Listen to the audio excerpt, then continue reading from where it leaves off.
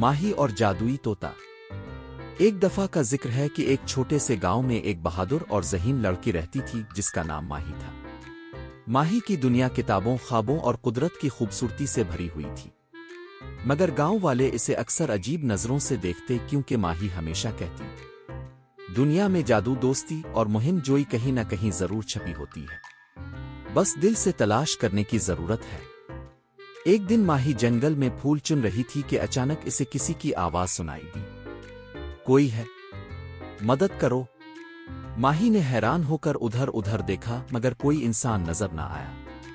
آواز پھر آئی، یہاں نیچے دیکھو۔ ماہی نے نیچے دیکھا تو ایک خوبصورت سبز طوطا کانٹے میں پھنسا ہوا تھا۔ ماہی نے فوراً آگے بڑھ کر نرمی سے کانٹا نکالا۔ طوطے نے جھٹ سے پر پھیلائے اور بولا، شکریہ مہربان لڑکی، تم نے میری جان بچائی۔ میرا نام زرفشہ ہے اور میں کوئی عام طوطا نہیں۔ ماہی نے حیرت سے کہا، ارے تم بول سکتے ہو؟ زرفشہ نے ہنستے ہوئے کہا، ہاں، اور تمہیں ایک راز بتا سکتا ہوں اگر تم میری دوستی قبول کرو۔ ماہی نے مسکرا کر کہا، دوستی قبول ہے زرفشہ۔ زرفشہ نے اپنی چونچ سے زمین پر ایک سنہری نقشہ بنایا اور بولا، یہ نقشہ ہمیں خواہشوں کی وادی تک لے جائے گا جہاں ایک جادوئی موتی ہے۔ جس کے پاس وہ موتی ہو اس کی ہر نیک خواہش پوری ہو سکتی ہے، مگر خبردار، راستے میں کالا جادوگر زارون ہمارا انتظار کر رہا ہوگا۔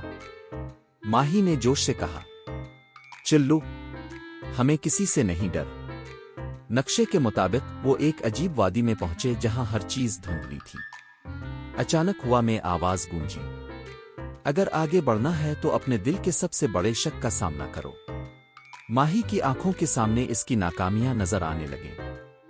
گاؤں والوں کے طنزیہ الفاظ گونجنے لگے، ماہی یہ صرف خواب دیکھ سکتی ہے، کچھ کر نہیں سکتی۔ ماہی نے گہری سانس لی اور اونچی آواز میں کہا، میری طاقت میرے خواب ہیں اور میں ان خوابوں کو حقیقت بناؤں گی۔ اچانک دھند چھٹ گئی اور راستہ صاف ہو گیا۔ زرفشہ نے خوش ہو کر کہا، واہ ماہی، تم نے دل سے اپنے شک کو ہرا دیا۔ اگلے راستے میں ایک چمچماتی جھیل تھی جس میں سنہری سکے تیر رہے تھے۔ جھیل سے ایک میٹھی آواز آئی، یہ سکے لو اور اپنی منزل بھول جاؤ، امیر بن جاؤ۔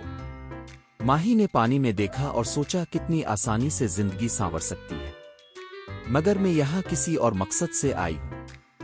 اس نے آنکھیں بند کر کے کہا، دولت نہیں، مجھے اپنی منزل چاہیے۔ سارے سکے غائب ہو گئے اور جھیل نے راستہ دے دیا۔